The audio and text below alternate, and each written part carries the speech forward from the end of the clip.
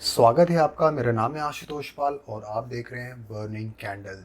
तो आप सब में से जिसने सेशन ज़ीरो नहीं देखा तो प्लीज़ इस सेशन से पहले उसको ज़रूर देखिएगा, अगर आप स्टॉक मार्केट में बिल्कुल नए हैं तो, क्योंकि उससे आपको आइडिया लग जाएगा कि आपको करना क्या है स्टॉक मार्केट में, कैसे आप जगह बना सकते हो, मतलब कि इन्वेस्टमेंट करनी है या ट्रेडिंग करनी है या दोनों ही करना है। ओके, तो कुल मिलाकर आपको क्या करना है इस मार्केट में, इसका पता सेशन ज़ीरो देखने के बाद ही लगेगा। ओके, अगर आपको ये सेशन अच्छा लगता है तो वीडियो को लाइक करके प्रोत्साहित करिएगा, और आप हमारे साथ जुड़े रहना चाहते हो तो सब्सक्राइब और बेल आइकन को क्लिक करना मत भूलना, जिससे आप आगे की वीडियोस देख सकते हो। तो अब हम शुरू करेंगे कंपनीज के फंडे, जो कि किसी भी कंपनी का इनर स्ट्रेंथ है, मतलब कि कंपनी अंदरूनी तौर पर कहाँ तक फिट है और क्या देखकर हम किसी भी स्टॉक्स में इन्वेस्ट करें अपने पैसे को लॉन्ग टर्म तक के लिए। हाँ जी, फंडामेंटल एनालिसिस सिर्फ लॉन्ग टर्म में ही काम आएगा। No short term, no swing trading, सिर्फ और सिर्फ प्योरली लॉन्ग टर्म।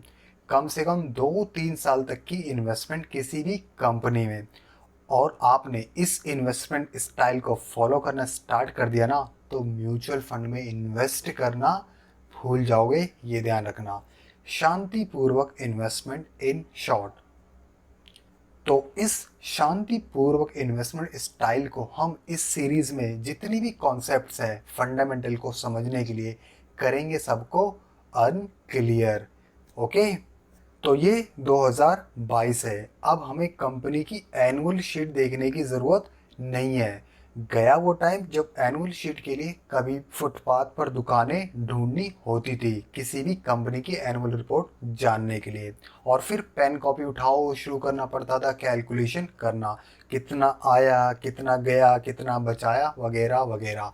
क्योंकि अब एक से एक वेबसाइट्स आ गई हैं जो कंपनी का पूरा चिट्ठा खोल के रख देती है, मतलब कि कंपनी जितनी भी डिटेल्स पोस्ट करती है अपनी साइट्स पे या एनएससी को रिपोर्ट करती है, वो सारा अच्छी सी डिटेल में अपनी साइट्स पर वो अच्छी तरीके से डाल देते हैं। ओके, बहुत इजी हो गया हमें समझना वहाँ से। ओके, तो जितने भी कॉन्सेप्ट्स हैं इसके हम समझेंगे, क्योंकि आपको मुझे एक बेस देना है ताकि आप किसी भी कंपनी का फाइनेंशियल स्टेटमेंट चुटकियों में देख सकते हैं और समझ सकते हैं कि क्या है कंपनी, कितने पानी में है, एसेट्स कितनी बनाई, कितनी गंवाई, क्या गिरवी रखा है, कितना प्रॉफिट कमाती है और कितना उड़ाती है, क्या है सीएफओ, क्या है कैपिटल एक्सपेंडिचर, और क्या है कंपनी की कंसिस्टेंसी पिछले 5-10 सालों में। तो जब भी आप किसी भी कंपनी के स्टेटमेंट या मार्केट में न्यूज़ वगैरह देखोगे,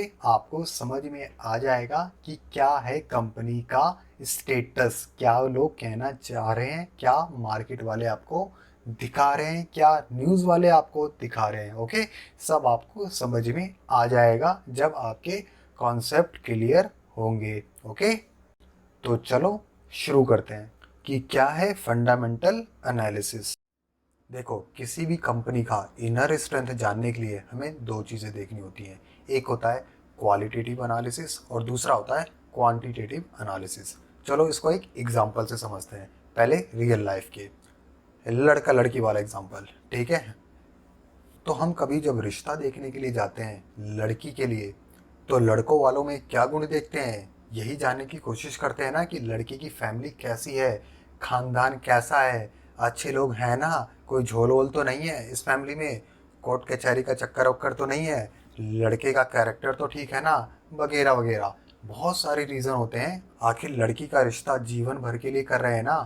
तो ये क्या है, क्वालिटेटिव एनालिसिस। ठीक ऐसे ही हम कंपनी के बारे में जानने की कोशिश करते हैं कि कंपनी का मैनेजमेंट कैसा है, कोई कोर्ट वोट के चक्कर तो नहीं चल रहे कंपनी के ऊपर, कंपनी के किसी भी बड़े बंदे ने रिज़ाइन तो नहीं दे दिया, इनका जो क्लाइंट है जिससे इनकी अर्निंग्स होती है, जिसके बलबूते पे इतना प्रॉफिट दिखा रहे हैं, कोई एक दो क्लाइंट तो नहीं है, कोई एक दो क्लाइंट के भरोसे तो नहीं बैठे, कंपनी के पास सही हथियार है ना अपने कंपेटिटर से लड़ने के लिए, गोलियां नहीं चलानी, मतलब कि कंपनी के पास अच्छी टेक्नोलॉजी है ना प्रोडक्शन बढ़ाने के लिए या कस्टमर सेटिस्फैक्शन के लिए, एटलीस्ट अपने कंपेटिटर से तो अच्छी होनी चाहिए। कंपनी के कस्टमर्स खुश है ना कंपनी के प्रोडक्ट से, रेटिंग वेटिंग तो ठीक है ना, जो क्रेडिट एजेंसीज देती हैं, AAA BBB सुना है ना। तो ये सब रीज़न होते हैं किसी कंपनी को इस नज़रिए से देखने के लिए। मतलब कि क्वालिटेटिव एनालिसिस करने के लिए नंबर्स में इसको काउंट नहीं किया जा सकता, इसलिए हम इसे क्वालिटेटिव एनालिसिस बोलते हैं, क्वालिटी देखते हैं, ठीक है। और दूसरा क्या है, क्वांटिटेटिव एनालिसिस। सिंपल है, हमारे उस लड़के वाले एग्जांपल पर चलते हैं। अब लड़का देखने जा रहे हो तो ये तो पता लगाओगे ना कि कितना कमाता है लड़का महीने या साल में, कुछ गाड़ी वाड़ी मकान वकान खरीदा है कुछ इसने अपने पैसों का, मतलब कि उसको एक नंबर में तौलते हैं। हाँ जी, तो सेम ऐसा ही मार्केट में होता है, किसी कंपनी के बारे में जानना है तो ये देखोगे ना, कितना आया, कितना गया, क्या बचाया, क्या गंवाया, मतलब कि कंपनी की फाइनेंशियल स्टेटमेंट जो कि ये बताती है कंपनी ने कितना माल बेचा, कितनी एसेट्स बनाई शुरू से लेके अब तक, कितने बेचे हुए माल पर पैसा बनाया, पैसा आया। तो इस प्रोसेस को समझने के लिए हमें 3 टर्मिनोलॉजी समझनी पड़ेगी। तो हमें 3 टर्मिनोलॉजी समझनी पड़ेगी। क्या है वो? पहला है प्रॉफिट लॉस स्टेटमेंट, यानी कि इनकम स्टेटमेंट। इनकम कितनी आई कंपनी की, जो कि कंपनी को हर 1 साल का और हर 3 महीने का यानी कि क्वार्टरली दिखाना पड़ता है कि कंपनी ने कितना सेल किया, कितना प्रॉफिट कमाया, कितना कर्जा बढ़ाया कंपनी का, समझे। और दूसरा है बैलेंस शीट। अब इतने साल से धंधा कर रहे हो तो शुरू से लेके अब तक क्या कमा के बचाया, क्या बनाया, यानी कि एसेट्स क्या ली, मशीन बिल्डिंग विल्डिंग एक्सेट्रा जो भी बनाई, कंपनी पर टोटल लाइबिलिटीज़ कितनी है, डेट यानी कि कर्जा कितना है। तो ये सब कंपनी की बैलेंस शीट से समझते हैं। और तीसरा है कैश फ्लो। सिंपल, अब माल वाल तो बेच दिया कंपनी ने, इनकम स्टेटमेंट में दिखा भी दिया कि कितना प्रॉफिट आया है, लेकिन एक्चुअल में कितना आया। होता है ना, आपने कोई माल बेचा लेकिन वो उधार पर बेचा है, और जो उधार का पैसा है वो अभी तक मिला नहीं है, यानी कि कल मिलेगा। और कल कब आएगा? कल ही आएगा, ठीक है। तो जब तक मिलेगा नहीं तब तक आप उसे कैश फ्लो में नहीं दिखा सकते, जब भी आएगा तभी दिखाओगे, ठीक है। तभी इससे हमें पता लगता है कंपनी नकद में ही माल बेच रही है या उधार में ही काम चला रही है। बहुत ही मायने रखता है ये कैश फ्लो, ठीक है। तो कंपनी को अपने फाइनेंशियल स्टेटमेंट में ये तीनों चीज़ दिखानी पड़ती है। तो हम इनके अंदर जितनी भी टर्मिनोलॉजीज आएगी उसको डिटेल में समझेंगे जब इन तीनों का कॉन्सेप्ट क्लियर होगा, ठीक है, क्योंकि फंडामेंटल एनालिसिस इसी के बेस पे है पूरा का पूरा। अब ये तीनों रिपोर्ट जो होती है ना, ये 2 तरीके की होती हैं। एक होती है स्टैंड अलोन फाइनेंशियल स्टेटमेंट और दूसरी होती है कंसोलिडेटेड फाइनेंशियल स्टेटमेंट। हाँ जी, तो ये आपने सुना होगा अगर कभी किसी कंपनी का क्वार्टरली रिजल्ट देखा होगा न्यूज़ पर या किसी वेबसाइट पर कि फलाना कंपनी का स्टैंड अलोन प्रॉफिट इतना अप हुआ है और कंसोलिडेटेड प्रॉफिट इतना डाउन हुआ है, या जो भी है। तो क्या है ये? तो इसे समझते हैं हम अपने वाइट बोर्ड पर।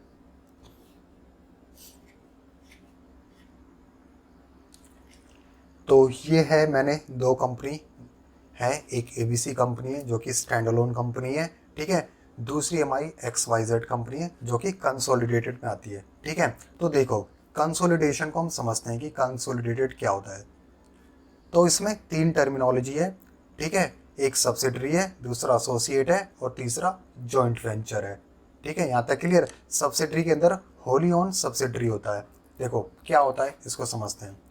मान लो जो ABC कंपनी है, स्टैंड अलोन कंपनी है, उसने XYZ कंपनी में इन्वेस्ट कर रखा अपना पैसा, यानी कि उसमें पैसा कैसे इन्वेस्ट करते हैं?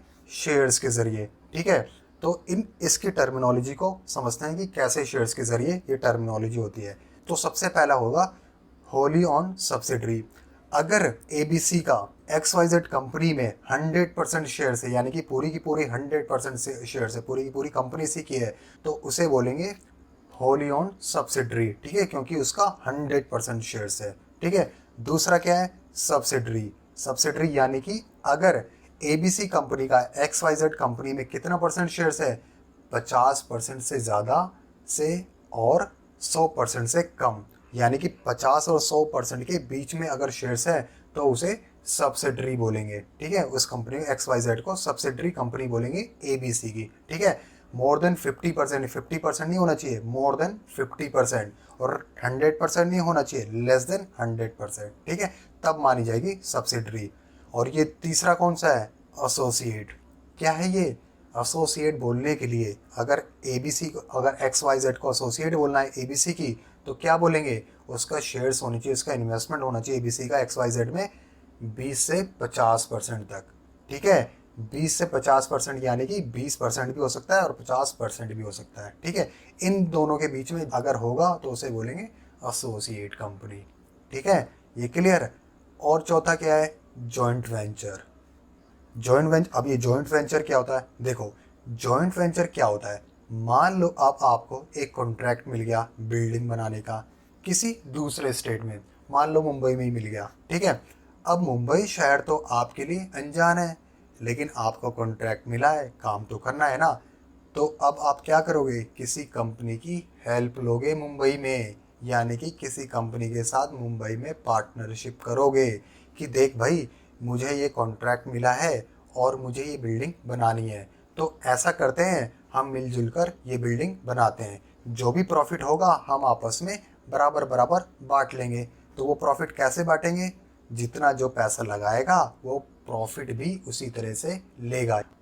तो मान लो हमारी जो XYZ कंपनी है उसने लगाया 60% पैसा और दूसरे ने लगाया 40% पैसा, तो अगर 100 करोड़ रुपए का प्रॉफिट होगा तो XYZ को कितने मिलेंगे कंपनी प्रॉफिट, 60 करोड़, ठीक है। और दूसरी वाली कंपनी को कितना मिलेगा, 40 करोड़, क्योंकि उन्होंने उसी हिसाब से अपना पैसा लगाया था उस प्रोजेक्ट को ख़त्म करने में। तो अब दोनों ने मिलकर बिल्डिंग भी बना ली और जो उससे प्रॉफिट मिला वो भी अपने आप बांट लिया। तो इसे कहते हैं जॉइंट वेंचर। ये शॉर्ट टर्म में भी हो सकता है और ये लॉन्ग टर्म में भी हो सकता है, ये डिपेंड करता है प्रोजेक्ट पे कि कैसा प्रोजेक्ट मिला है आपको, ठीक है। तो इसे बोलते हैं हम जॉइंट वेंचर। तो चलो अब इसको एक कंपनी के एग्जाम्पल से समझते हैं, ठीक है। ITC कंपनी के एग्जाम्पल लेते हैं, नाम तो सुना होगा ना, सुट्टे वाली कंपनी, हाँ जी। इसकी वेबसाइट पर चलते हैं, इसने किस किस कंपनीज में इन्वेस्टमेंट कर रखी है, कैसे बोलेंगे उन कंपनीज को एसोसिएट, सब्सिडरी और जॉइंट वेंचर, ठीक है। तो चलो ओपन करता हूँ।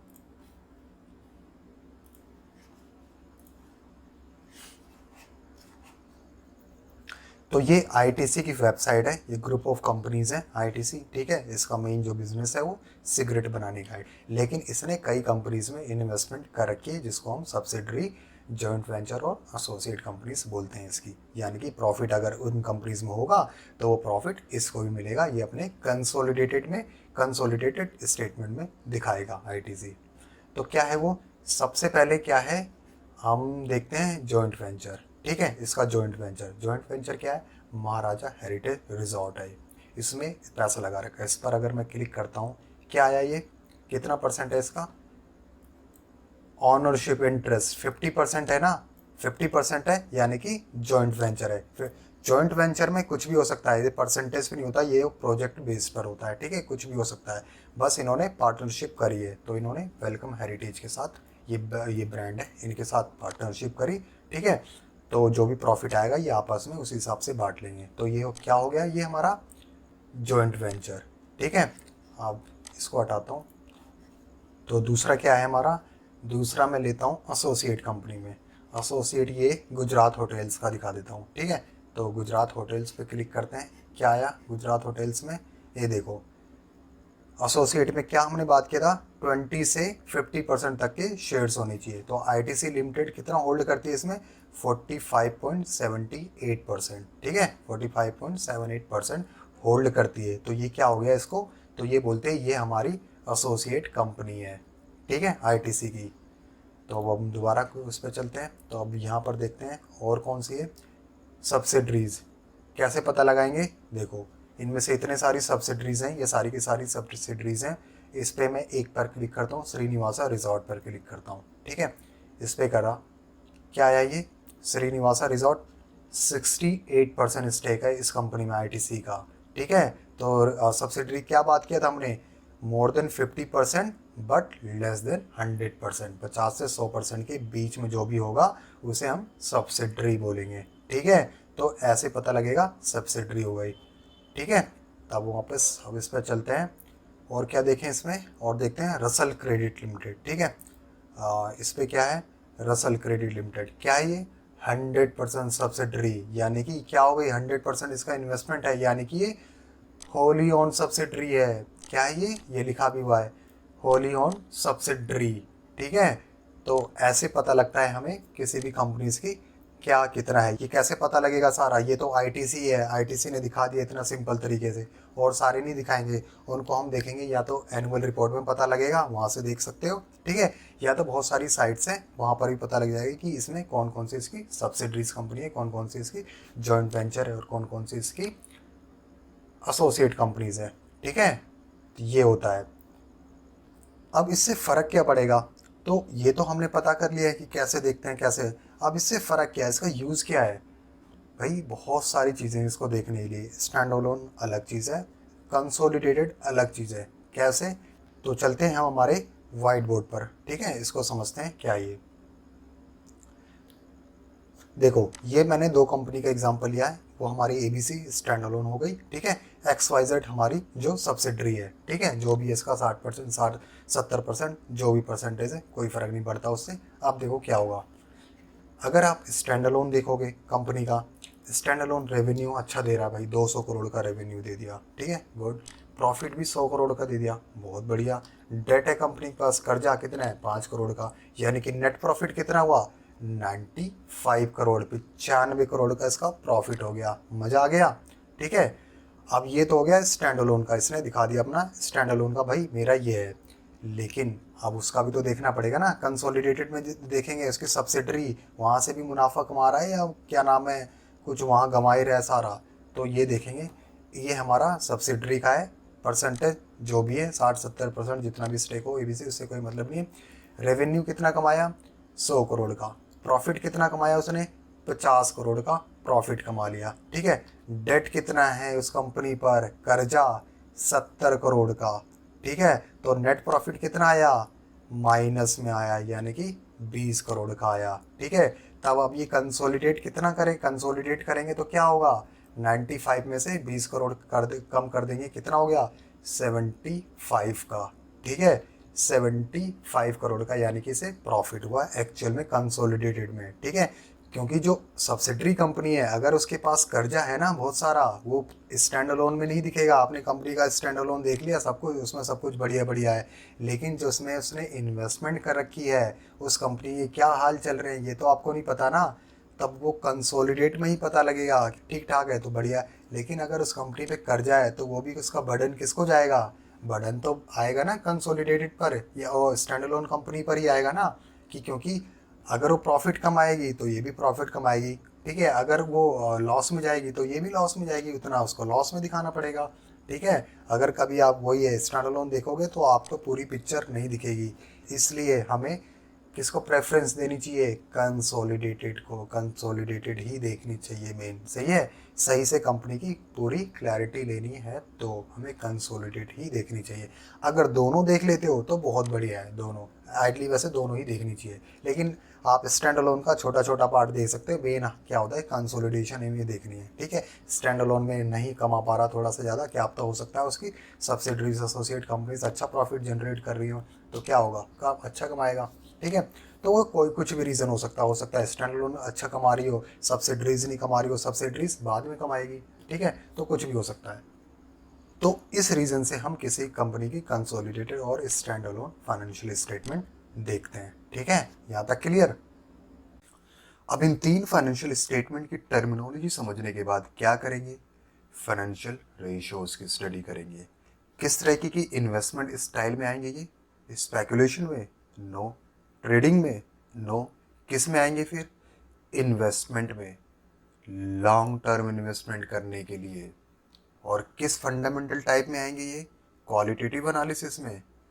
अब ये थोड़ी पता करेंगे कि किस कंपनी की न्यूज़ बार बार आती है, इसके बंदे बार बार रिज़ाइन मार देते हैं, और फिर किसके साथ कंपेयर करोगे, दूसरी कंपनी के साथ, कि इस कंपनी की कम न्यूज़ आती है, इस कंपनी के बंदे कम रिज़ाइन मारते हैं।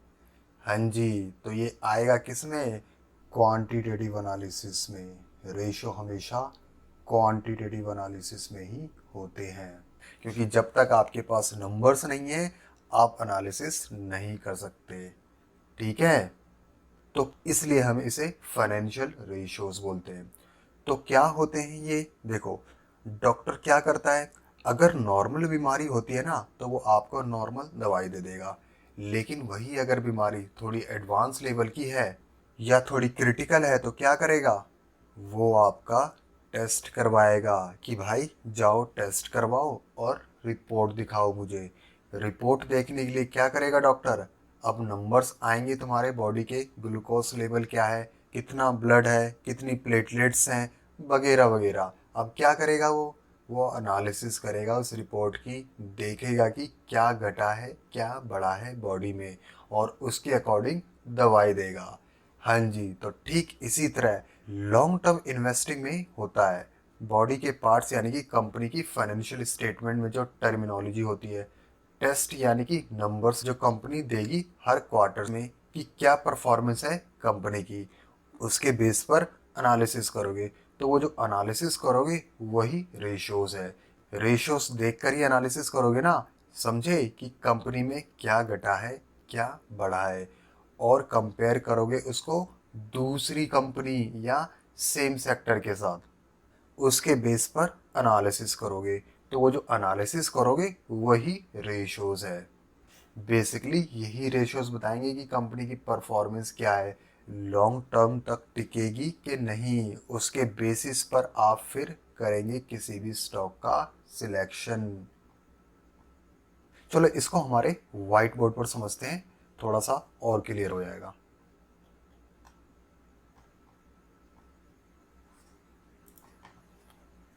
ये है व्हाइट बोर्ड। ठीक है, अगर ये दो कंपनी है, एक कंपनी ए है, उसका जो प्रॉफिट दिख रहा है आपको 40 रुपीज़ दिख रहा है, 40 करोड़ दिख रहा है। ठीक है, और दूसरा है बी कंपनी, उसका आपको प्रॉफिट कितना दिख रहा है, 30 करोड़। ठीक है, अब यहाँ देखने से क्या लग रहा है प्रॉफिट, यहाँ देखने से ये लग रहा है ना भाई सबसे बेस्ट कंपनी कौन सी है, ए, क्योंकि इसका प्रॉफिट कितना है 40 करोड़ रुपीज़। ठीक है, यहाँ तक क्लियर। अब देखो कैसे चेंज होगा आपका, इसे मैं थोड़ा ऊपर करता हूँ। ये हो गई कंपनी ए की जो सेल है, कितनी हुई थी, सेल्स उसकी हुई थी 100 करोड़ रुपए की सेल्स हुई थी। तो 100 करोड़ रुपए की सेल्स करने के लिए उसे 60 करोड़ रुपए की एक्सपेंसेस करने पड़े, यानी कि 60 करोड़ का खर्चा। तो नेट प्रॉफिट हो गया उसका 40। ठीक है, 40। वहीं अगर दूसरी कंपनी की बात की जाए तो दूसरी कंपनी की जो सेल्स हुई है वो 50 करोड़ की हुई है। ठीक है, उसके एक्सपेंसेस में उस सेल्स को करने के लिए 20 करोड़ रुपए का। ठीक है, नेट प्रॉफिट कितना हो गया, 30 करोड़ रुपए का। यहाँ तक क्लियर, 30 करोड़ का। अब बताओ कौन सी बेस्ट है, अब कुछ लगा अलग सा। अब देखो बी कंपनी ने, इसने 100 करोड़ रुपए की सेल की तब जाके 40 का प्रॉफिट कमाया, इसने 50 की करी तब जाके इसने 30 का प्रॉफिट कमाया। तो प्रॉफिट किसका, प्रॉफिटेबिलिटी किसका ज़्यादा है, क्योंकि अगर बी 100 करोड़ रुपए की सेल करता तो उसका प्रॉफिट कितना होता, 60 करोड़ होता ना, क्योंकि उसने 100 करोड़ की सेल की है, तो ये भी 100 करोड़ रुपए की सेल करता तो इसका 60 करोड़ का होता। तो फाइनेंशियल तो रेशियोज में कैसे पता लगाएंगे, देखो नेट प्रॉफिट मार्जिन निकालने के लिए क्या करेंगे, नेट प्रॉफिट को सबसे ऊपर रखेंगे, उसको डिवाइड करेंगे सेल्स से। तो ये होगा हमारा नेट प्रॉफिट हो गया 40 crore divided by sales 100 crore. अब इसे परसेंटेज में निकालना तो इनटू 100, यहाँ पर 100 करोड़। ठीक है, तो कितना है यहाँ पर 40%। इसका जो प्रॉफिट मार्जिन है, इसका नेट प्रॉफिट मार्जिन है 40% है। वहीं दूसरी कंपनी बी कंपनी, इसका कैसे करेंगे, सेम ऐसे ही करेंगे। ठीक है, नेट प्रॉफिट को सबसे ऊपर रखेंगे और डिवाइड करेंगे उसको टोटल सेल्स से, तो हो गया कितना 50। और इसको परसेंटेज में निकालना है तो इनटू करेंगे 100 से, अब कितना आ गया 60%। ठीक है, तो यहाँ 40% ए का आ रहा है और इसका 60% आ रहा है। अब बताओ कौन सी कंपनी बढ़िया है, लगी ना, चेंज हुआ ना, 60% यानी कि बी वाली कंपनी बढ़िया है, इसका प्रॉफिट मार्जिन ज़्यादा है किससे, ए कंपनी से। ठीक है, तो इसी तरह के हम फाइनेंशियल रेशियोज देखते हैं, किसी कंपनी का रिलेशन देखते हैं कि कंपनी कितना कमा रही है, कितनी सेल्स पर, और भी बहुत सारे इसी तरीके के रेशियोज होते हैं जो कि हम आइडेंटिफाई करते हैं किसी कंपनी के साथ लॉन्ग टर्म तक बने रहने के लिए। ठीक है, तो ये किस टाइप के रेशियोज होते हैं? ये मेनली 5 तरीके के रेशियोज होते हैं। पहला है प्रॉफिटेबिलिटी रेशियो, इसके अंदर ग्रॉस नेट प्रॉफिट रेशियो आता है, ऑपरेटिंग प्रॉफिट रेशियो आता है, आरओसी वगैरह वगैरह होते हैं। दूसरा है लिक्विडिटी रेशियो, जिसके अंदर करंट और क्विक रेशियो पता लग जाता है। तीसरा है टर्नओवर, जिसके अंदर इन्वेंट्री, फिक्स्ड रेशियोज वगैरह वगैरह पता लग जाते हैं। चौथा है अर्निंग रेशियो, इसमें ईपीएस वगैरह पता लग जाते हैं। पांचवा है सॉल्वेंसी रेशियो, जिसमें debt equity ratio, interest cover ratio पता लग जाता है।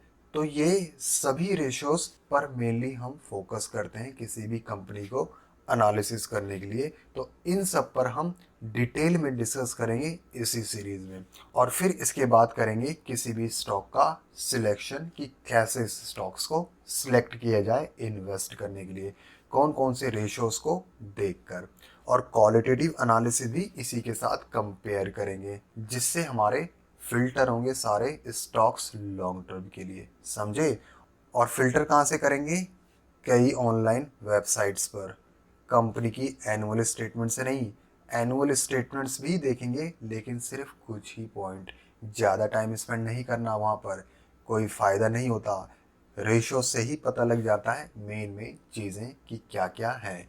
ये एनुअल स्टेटमेंट देखने का ना बड़ी बड़ी मछलियों का काम है, और देखते वो भी नहीं है। अब उनके अंदर इतने सारे लोग हैं जो काम करते हैं, जिनको पैसे देते हैं, तो लगवाओ उनको, कुछ तो ढूंढ के लाएंगे इंटरेस्टिंग सा।